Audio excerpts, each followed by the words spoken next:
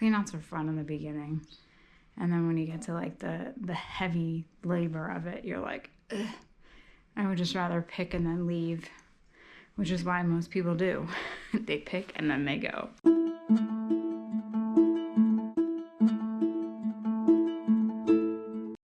So the dumpster was supposed to have been here this morning. It's a little after 3 and they finally delivered it. So we have all this garbage. We have even more garbage outside.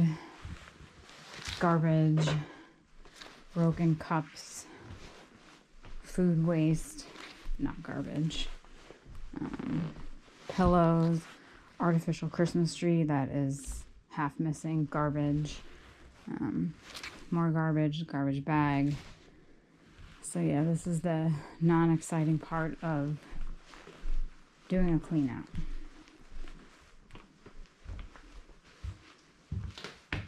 It would be so much easier just to pick and leave, but that's not what we signed up for.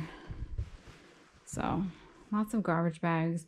The dumpster had to go into the front of the home. We can't put it on the side or in the back in the driveway. But yeah. So all the cupboards are cleaned out on this half. I really haven't even filmed over on the other half because I haven't been working in that half. I wish my cupboards had that, the built-in for the plates. That would be such a good idea. All clean, back room's clean. This is kind of our holding area. So yeah, let's start loading the dumpster before the sun goes down.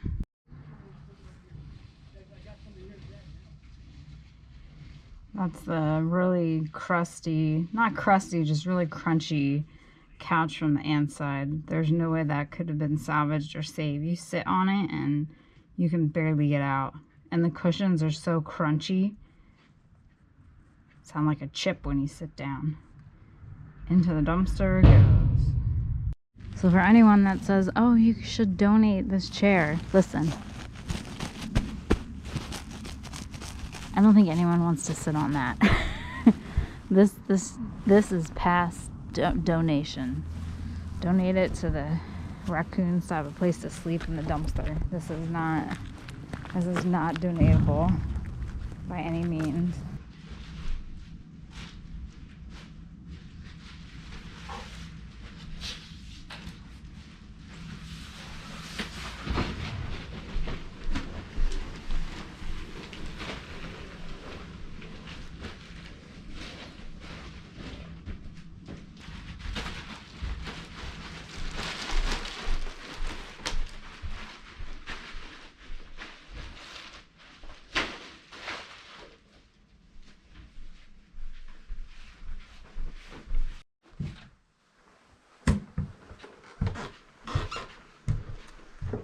So this is in the aunt's side of the house. I haven't filmed much over here because I haven't been over here that much working, but this is pretty much all cleaned out. The bedroom sets are all cleaned out. Drawers are emptied. Under the bed is emptied. I think we have these listed on Facebook, but this area is so far out there that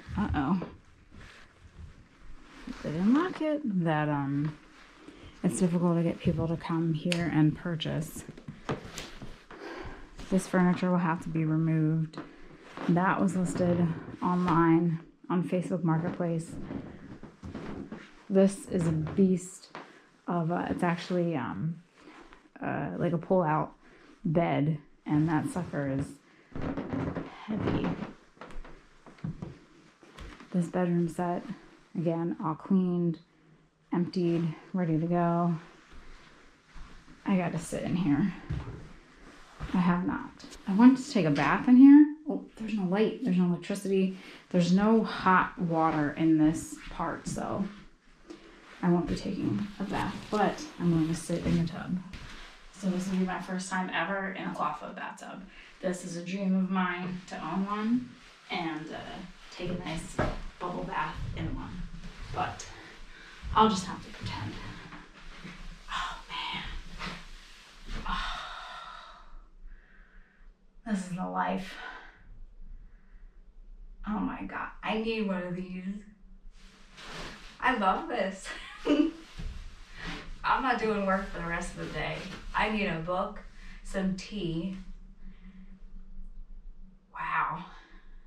I've never sat in one. And this is amazing. This is amazing. It's so big and roomy. Wow. This is great. I love this. That's it. All done. I never realized how great these baths were because I never sat in one. I know in a lot of old homes when they go up for sale, clawfoot tubs are a real problem because many people don't want them, unfortunately, and there's a special way of breaking them and busting them down if you want them removed. You can't just hammer it and you're done. But wow, this is wonderful. I gotta take a picture of myself in the bathtub because what else am I going to do? Wow, man. Dreams do come true. Dream come true. I guess this is like a half check off my bucket list because on my bucket list, I dream of a nice hot bubble bath in a clawfoot tub. So I guess this would be half fulfilling it because I'm able to actually sit in a clawfoot tub. But wow. Lifetime find. Shocked.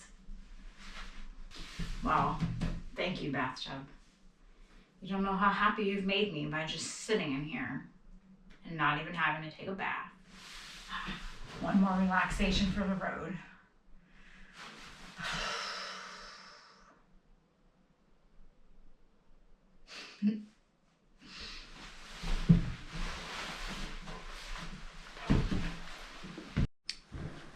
Now that I spent my time in that bathtub, I'll show you what this attic looks like.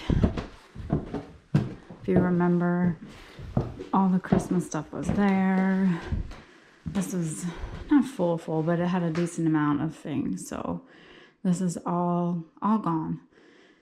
These are actually really cute attics. Great for a playroom office, but you can see it's going to take some work, my friends, to get this up to par so that further damage doesn't occur. Even this little guy was filled. So this half is pretty much done except for the furniture. Love that flooring. I don't think you can see it. I'll turn that light off.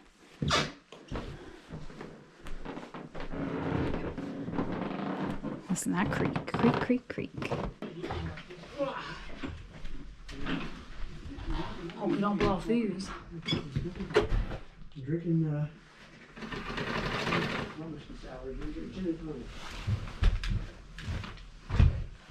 gin and tonic, man.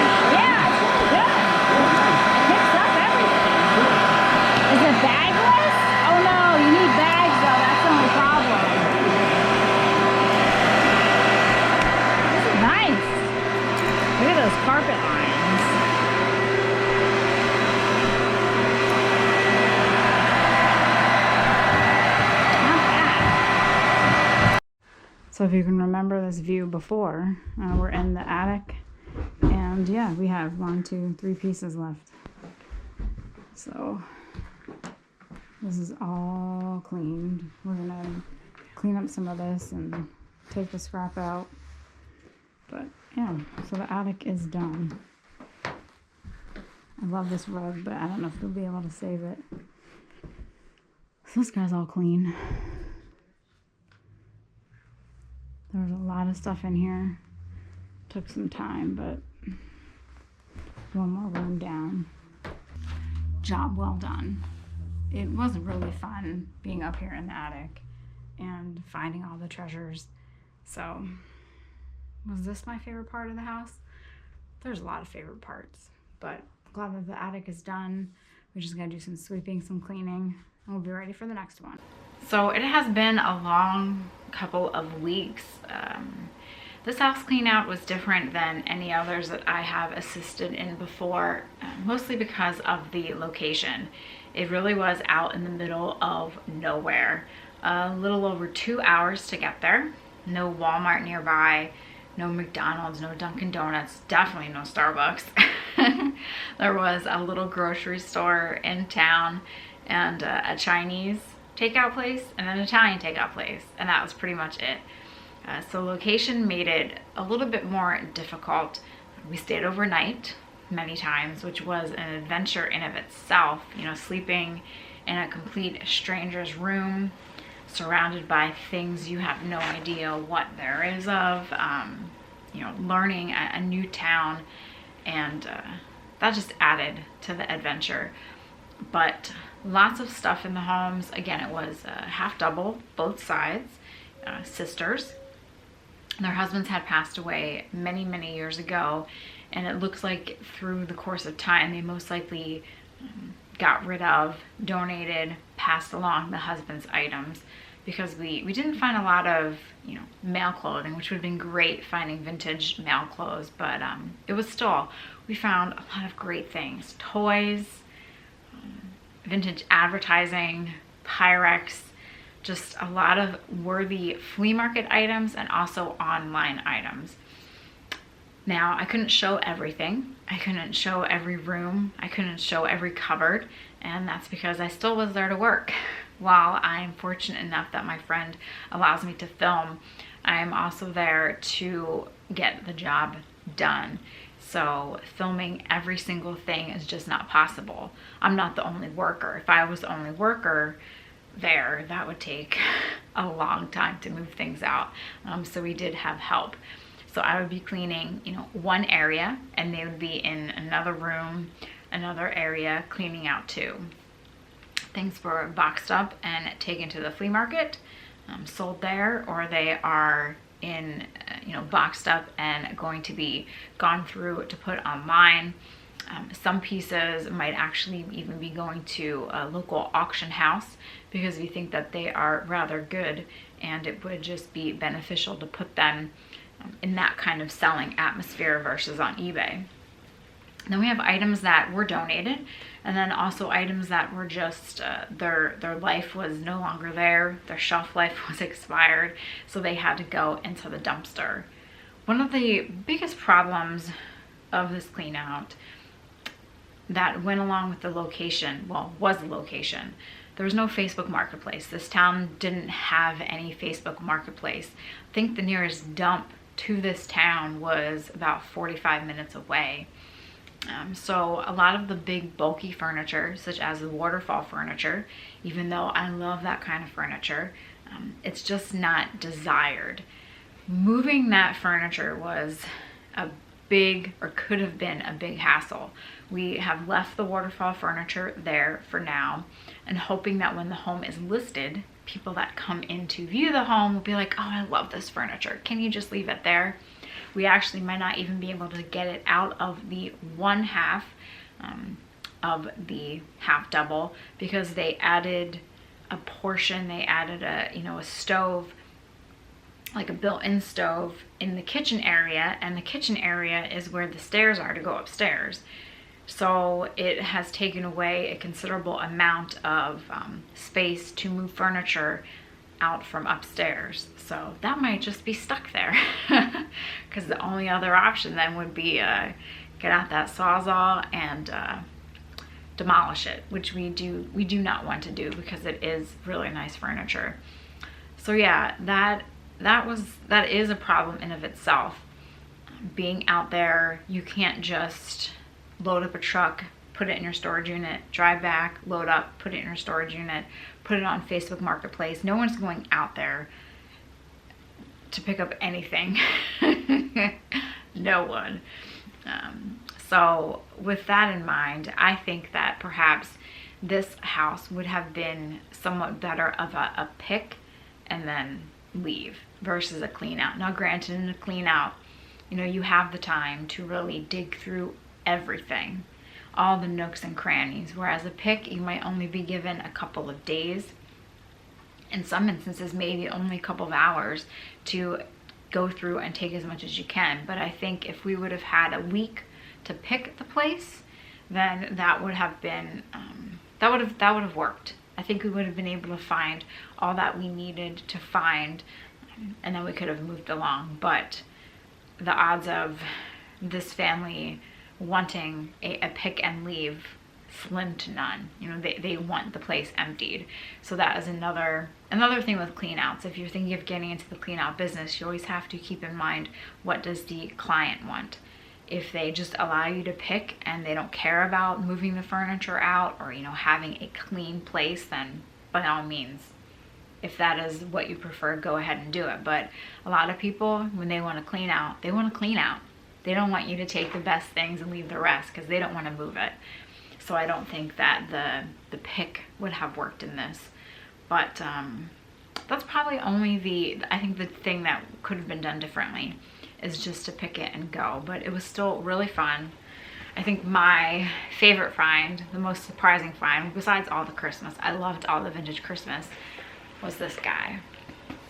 So this is the album of the antique postcards, and it is filled. The cards are in wonderful condition. They're not glued in. I don't even know if they have writing on the back. I haven't really taken any out. There's holiday, Easter, Thanksgiving, Christmas, and there are even a few Halloween cards. Now, if this album would have had, say, you know, 3 or 4 full pages of Halloween cards, that would have been